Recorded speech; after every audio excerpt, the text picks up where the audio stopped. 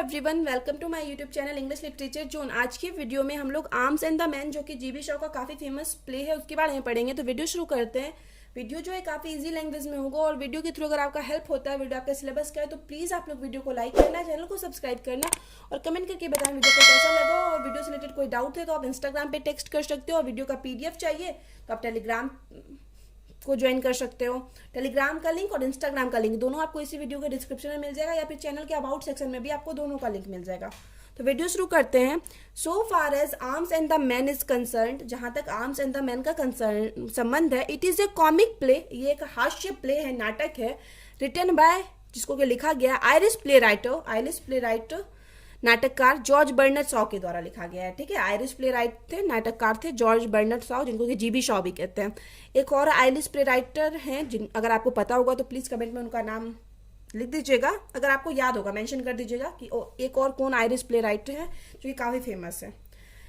The play was first performed on, play को पहली बार perform किया गया था 21 अप्रैल 1894 को किया गया था एट द इवेन्यू थिएटर में पहली बार परफॉर्म किया गया था। एंड पब्लिश्ड, और इसको पब्लिश किया गया इन 1898 में as the part of Shaw's play, Shaw के play pleasant volume, play pleasant नाम का एक वॉल्यूम था, मतलब एक संग्रह था जिसमें ढेर सारा प्ले था, उसी में इसको पब्लिश किया गया 1898 में।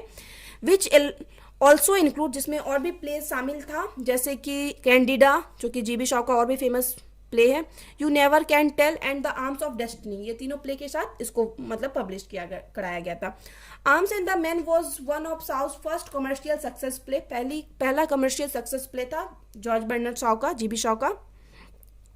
It is a humorous play, एक हास्य प्ले था, डेट सोज अस, जो हम लोग को दिखाता है the futility of war, war की फ्यूटिलिटी मतलब बर्बाद, दिखाता है कि वॉर कैसा निरर्थक है, मतलब कैसे इंसान मतलब क्षति पहुंचती है वॉर के थ्रू। एंड डील्स कॉमेडिकली, और एक कॉमेडी के थ्रू डील मतलब एक हास्य मतलब प्ले है जो दिखाता है with the hypocrisies of human nature, जो कि ह्यूमन नेचर के हिपोक्रेसिस यानी पाखंड को दिखाता है, मनुष्य के नेचर के पाखंड को दिखाता है कॉमेडिकली, लेकिन कॉमेडी के रूप में दिखाता है। ठीक है, एक तो वॉर के बारे में बताता है और ह्यूमन नेचर के बारे में बताता है। It is A 3 act play, और जो ये प्ले है वो 3 एक्ट का प्ले है। The place title is taken from, play का जो टाइटल लिया गया है द ओपनिंग लाइन ऑफ, उस मतलब किसके ओपनिंग लाइन से लिया गया है, वर्जिल्स वर्जिल्स एनेल्ड जो है एक लैटिन का प्ले है जिसका कि नाम है आर्मा वर्मिक्यू कैनो, जिसका कि मतलब होता है, ये लैटिन में लिखा हुआ है, जिसका कि मतलब होता है of arms and the man I शिंग, तो उसी से लिया गया है। GB Shaw is best known, GB Shaw जो मेनली जाने जाते हैं फॉर हिज प्लेस, अपने प्ले मैन एंड सुपरमैन के लिए, पिगमेलियन के लिए, एंड हिज पॉलिटिकल प्रोटेस्ट, और अपने पॉलिटिकल राजनीतिक विरोध के लिए जाने जाते हैं। प्ले अबाउट द प्रोस्टिट्यूशन यानी वैश्या के अगेंस्ट जो मतलब राजनीतिक विरोध में जो वो प्ले लिखे थे उसके लिए जाने जाते हैं, जिनका कि एक दिया हुआ है मिसेज वॉरेन्स प्रोफेशन, एक ऐसा मतलब प्ले लिख रखे थे जिसमें वो प्रोस्टिट्यूशन के प्रोफेशन को दिखाते हैं, तो ये काफी इंपॉर्टेंट है। Shaw was awarded with Nobel prize, इनको नोबेल प्राइज भी मिला है। ठीक है, इन लिटरेचर में इन 1925 में नोबेल प्राइज में मिला है। The play begins in the fall of 1885 during the Serbo Bulgaria war, play जो शुरू होता है एक विनाश 1885 के एक विनाश के साथ होता है, जो कि सर्बो बुल्गेरिया वॉर के कारण हुआ था। The heroine of this play, इस प्ले की जो हीरोइन है राइना Petkoff, is a young romantic Bulgarian women है, एक इंगेज टू द सर्जियस शेरनॉफ, जो कि सर्जियस शेरनॉफ से इंगेज्ड है, मतलब उसका उनका इंगेजमेंट हो चुका है। One of the hero of the war, जो कि उस वॉर का एक हीरो रहता है, युद्ध का, जो ये युद्ध चल रहा है ना सर्बो एंड बुल्गेरिया के बीच में। फिर है राइना लर्न्स फ्रॉम हिज मदर, राइना को अपनी माँ से पता चलता है, मदर कैथरीन, मतलब राइना की माँ का नाम कैथरीन है, that the Bulgarian cavalry, Bulgarian घुड़सवार सेना जो है हैव वॉन द बैटल जीत चुकी है, युद्ध जीत चुकी है, जो कि युद्ध चल रहा था सर्बो और बुल्गेरिया के बीच, तो बुल्गेरिया वाले युद्ध जीत चुके हैं अगेंस्ट द सर्ब्स के अगेंस्ट। देन तभी लाउका देयर मेड, उनकी जो नौकरानी रहती है लौका, एंटर्स, वो प्रवेश करती है, and warns Catherine and Raina, Raina और कैथरीन को वॉर्न करती है चेतावनी देती है डेट कि there will be fighting in the street, कि स्ट्रीट में कुछ लड़ाई हो सकता है सून, जल्दी ही। एंड सो इस वजह से they should lock all of their Windows, इसलिए आप लोग को मतलब उन लोगों को क्या करना चाहिए, सारा विंडोज लॉक कर लेना चाहिए। रायना इज नॉट वरिड, लेकिन जो रायना है वो चिंतित नहीं थी। And choose to keep her windows unlocked, और वो क्या की अपना विंडो अनलॉक्ड रखी। इन द नाइट, रात में, a man enters the room, रात में एक आदमी रूम में प्रवेश करता है थ्रू द अनलॉक्ड विंडो, उस खुले हुए खिड़की के थ्रू। एंड सेज, और कहता है ही विल किल रायना, कि वह रायना को मार देगा इफ सी मेक नॉइज, अगर वह मेक नॉइज यानी शोरगुल करती है, किसी को बताती है, हल्ला करती है तो। द मैन इज स्विश, वह मैन जो था एक स्विश का था। एंड एन एस्केप्ड, और एक भागा हुआ सोल्जर था। फाइटिंग एज ए mercenary, एक mercenary यानी किराए के आदमी के रूप में, मतलब लड़ रहा था सर्बियंस की तरफ से, ठीक है, सर्बियंस की तरफ जो बुल्गारिया और मतलब सर्बियन के में जो युद्ध था उसमें एक किराए का आदमी, स्विश आदमी को लाया गया था, वो लड़ रहा था, तो वो वही आदमी था। रायना इज शॉक टू सी, रायना देख के शॉक हो जाती है that the Man is tired, कि ये मैन जो है काफी थका हुआ लग रहा है, एंड हंग्री, काफी भूखा भी है। That he is merely happy to have escaped, इस वजह से वो आदमी जो है काफी खुश था भाग के। एंड कार्नेज अलाइव, और जो है कार्नेज अलाइव, और मतलब खुश था उस नरसंहार से बच के, जीवित बच गया। रायना हेल्प्स हिम, रायना उसकी मदद करती है।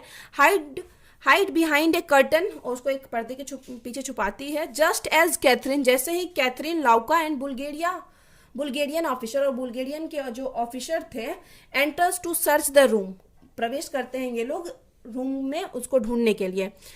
फॉर द सर्ब्स, उस सर्ब्स में यानी वही सिपाही जो है सर्ब्स के तरफ से जो लड़ रहा था, स्विस का जो सैनिक है, उसको ढूंढने के लिए। Who might be hiding in the area, जो कि उस एरिया में छुपा हुआ था, उन लोग को लग रहा था। रायना कन्विंसेस देम, रायना उन लोग को कन्विंस कर लेती है that no one is in her room, कि उसके रूम में कोई नहीं है। एंड दे लिव, और वे लोग चले भी जाते हैं। Raina agrees to help the man safe, Raina मतलब एग्री हो जाती है उस मैन की हेल्प करने के लिए, उस मैन को कीप द सेफ रखने के लिए, सुरक्षित रखने के लिए। सेइंग दैट, यह कहते हुए कि her family is one of the most powerful and wealthy in Bulgaria, कि उसका जो फैमिली है, परिवार है, वो बुल्गारिया का वन ऑफ द वेल्दी, पैसे वाला और पावरफुल फैमिली है, ये रायना बताती है। She goes to get her mother, अपनी माँ को लाने जाती है। एंड व्हेन दे रिटर्न, और जब वे लोग वापस आते हैं, he has fallen asleep on Raina's bed, तो वो जो आदमी था वो रायना के बेड पे सो चुका था, क्योंकि सोल्जर था, काफी थक चुका था वॉर से, युद्ध से, तो सो चुका था रायना के बेड पे ही। इन द नेक्स्ट एक्ट, अब जो अगला एक्ट है, वॉर हैज एंडेड, वॉर अब खत्म हो चुका है, युद्ध। एंड मेजर पेटकॉफ जो है रायना फादर, रायना के पिता, अराइव्स होम, घर पहुंचते हैं, क्योंकि ये भी आर्मी में ही थे। एंड सर्जियस, और सर्जियस जो कि रायना का फियांसी है, जिससे रायना इंगेज्ड है। एंड रायना रीयूनाइटेड, ये लोग भी रीयूनाइटेड यानी मिलते हैं। दे स्पीक लविंगली, वे लोग मतलब एकदम प्यार से, बहुत टाइम बाद मिलते हैं तो प्यार से बात कर रहे होते टू वन अदर, एक दूसरे से। बट लेकिन वैन रायना इनसाइड, लेकिन जब रायना अंदर जाती है, Sergius holds Louka in his arm, Sergius क्या करता है, लाउका जो कि उसकी मैड है, उसको अपने आर्म में होल्ड पकड़ लेता है। क्लियरली लस्टिंग आफ्टर हर, और जो कोई दिखाता है कि उसकी सर्जियस क्या है, इंटरेस्टेड है लाउका में, फिजिकली इंटरेस्टेड है। लाउका बिलीव्स, लाउका ऐसा मानती है, ही इज टेकिंग एडवांटेज, कि ये जो आदमी है सर्जियस, वो एडवांटेज, फायदा लेना चाह रहा है ऑफ हर बिकॉज, उसका, क्योंकि सी इज ए मेड, क्योंकि वह एक नौकरानी है। लाउका ये सोचती है कि मैं एक नौकरानी हूँ, इस वजह से ये जो है ना रायना का जो फियांसी है सर्जियस, वो मेरा फायदा उठाना चाहता है। दे पार्ट, वे लोग अलग हो जाते हैं। जस्ट एज रायना रिटर्न, जैसे ही रायना वापस आती है, मतलब रायना जाती है तो इसको होल्ड कर लेता है, पकड़ लेता है, लेकिन जैसे ही रायना वापस आती है वे लोग अलग हो जाते हैं। ए मैन नेम्ड, एक आदमी जिसका नाम था कैप्टन ब्लंचली एंटर्स, वो प्रवेश करता है, कैप्टन ब्लंचली। द फैमिली गार्डन, उस फैमिली गार्डन में। एंड लाउका ब्रिंग्स हिम, और उसको जो लाउका जो मैड है वो लाती है टू कैथरीन, कैथरीन के पास। कैथरीन रियलाइज करते हैं that he is the man, कि यह वही आदमी है, that she and Raina helped escape, जिसका कि वो और रायना, कैथरीन और रायना उसकी बेटी दोनों मिलकर हेल्प की थी भागने में। Catherine tries to keep him from being seen, Catherine कोशिश करती है कि इसको कोई ना देखे, बट लेकिन मेजर पेटकॉफ जो कि रायना के पिता और कैथरीन के हस्बैंड है, रिकॉग्नाइज हिम, उसको पहचान लेते हैं, और इनवाइट्स हिम, और उसको इनवाइट करते हैं अंदर आने के लिए।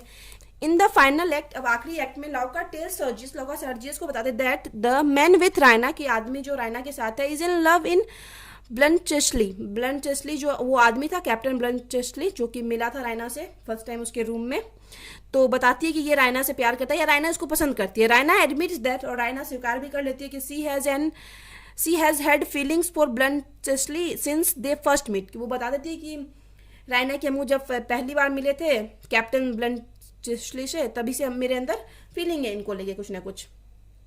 Major Petkoff is aghast. Major Petkoff जो अगेस्ट यानी भौचक्के रह जाते हैं, थोड़ा आश्चर्य हो जाता है कि बेटी का मतलब शादी किसी और से होने वाला, ये किसी और को पसंद करती है। वैन ब्लंट चेस्ली एक्नॉलेज दैट, और जब मतलब ब्लंट चेस्ली को भी फील होता है that he had loved Raina, कि वो भी रायना से प्यार करता है। और उसके बाद क्या होता है, सर्जियस और लौका रिवील, वो लोग रिवील कर देते हैं that they have been having a secret affair, कि उन लोग का भी सीक्रेट अफेयर चल रहा है, ये भी रिवील हो जाते हैं। फिर आगे हैं लाउका जो मेड है is engaged with head servant. वो क्या थी, इंगेज्ड, मतलब उसका भी इंगेजमेंट हो रखा है एक हेड सर्वेंट के साथ जिसका नाम है निकोला। बट ही रिलीजेज लाउका, लेकिन वो क्या करता है, लाउका को फ्री करता है, रिलीज कर देता है फ्रॉम देयर इंगेजमेंट, अपने इंगेजमेंट से। ब्लंट्सली जो है जिसके पिता हैज डाइड, मर चुके हैं, has come in to a great deal, एक अच्छे डील के साथ आता है, ऑफ मनी, पैसा का एक डील। सो रायनाज पेरेंट्स इस वजह से रायना के जो पेरेंट्स है, माता पिता, are glad to marry her, खुश हो जाते हैं कि उनकी बेटी का शादी उससे होगा। Of to him and his handsome fortune, और उसके पास इतना संपत्ति है, पैसा है, उससे मतलब शादी होगा। इस वजह से रायना के माता पिता अब खुश हो जाते हैं। सर्जियस एक्सेप्ट लौका, सर्जियस जो है लौका को एक्सेप्ट कर लेता है, यानी मेड से शादी कर लेता है। एज इज लवर, मतलब जो कि उसकी लवर, मतलब एक्सेप्ट कर लेता है उसको एक लवर के रूप में। इन पब्लिक मतलब सबके सामने। दस इस प्रकार सेटिस्फाइंग लौकाज डिजायर, इस प्रकार लौका का भी डिजायर जो है, इच्छा, वो भी सेटिस्फाई मतलब पूरा होता है। To move up in the social rank, वो सोशल रैंक में उठना चाहती थी, क्योंकि वो मेड थी तो सोशल सामाजिक स्तर पर उठना चाहती थी। तो सर्जियस से शादी के बाद सर्जियस उसको स्वीकार कर लिया, तो ऐसे भी उसका रैंक ऊंचा हो गया समाज में, क्योंकि सर्जियस जो सोल्जर था। The play ends happily, play जो है मतलब खुशीपूर्वक, खुश, अंतिम में हैप्पी एंडिंग होता है विथ टू न्यू कपल्स, दो न्यू कपल्स के साथ। दस इस प्रकार द प्ले डिस्कस बताता है हाउ वॉर इज मेड, कैसे मतलब युद्ध किया जाता है, हाउ इट इज फाउट, कैसे लड़ा जाता है, and how parties sue for peace at close of it, और कैसे मतलब पार्टीज जो है वो पीस के लिए मतलब आग्रह करते हैं और उसको बंद करने के लिए। This play is anti romantic, या प्ले एक एंटी रोमांटिक प्ले है, हालांकि आखिरी में कपल्स एक हो जाते हैं, फिर भी ये एंटी रोमांटिक प्ले है। बिकॉज क्योंकि इन इट, इसमें Sao has attack the romantic, attack करते हैं रोमांटिसिज्म एंड आइडियलिस्टिक, आदर्शवाद पे, रोमांटिक और आइडियलिस्टिक, आदर्शवाद, रोमांटिक और आइडियलिस्टिक पे, नोशंस यानी वैसे विचार पे क्या करते हैं, कमेंट करते हैं, अटैक करते हैं अबाउट लाइफ के। And it is A comedy, और यह एक कॉमेडी है बिकॉज क्योंकि इन इट, इसमें ही हैज एक्सपोज्ड, वो एक्सपोज करते हैं, कौन मतलब साव जो है, विलियम जीबी शॉ एक्सपोज करते हैं द रोमांटिक इल्यूजन, एक रोमांटिक भ्रम about love and war, love और वॉर को जो लेकर रोमांटिक भ्रम है, इल्यूजन है, उसको भी एक्सपोज करते हैं। तो यहाँ पे वीडियो खत्म होता है। वीडियो अगर आपके लिए हेल्पफुल है, आपके सिलेबस का है, तो प्लीज़ आप लोग वीडियो को लाइक करना, चैनल को सब्सक्राइब करना और कमेंट करके बताना वीडियो आपको कैसा लगा। वीडियो से रिलेटेड कोई डाउट है तो आप इंस्टाग्राम पे टेक्स्ट कर सकते हो, वीडियो का PDF चाहिए तो आप टेलीग्राम ज्वाइन कर सकते हो। इंस्टाग्राम और टेलीग्राम दोनों का लिंक आपको इसी वीडियो के डिस्क्रिप्शन में मिल जाएगा। तो मिलते हैं नेक्स्ट वीडियो में नेक्स्ट टॉपिक के साथ।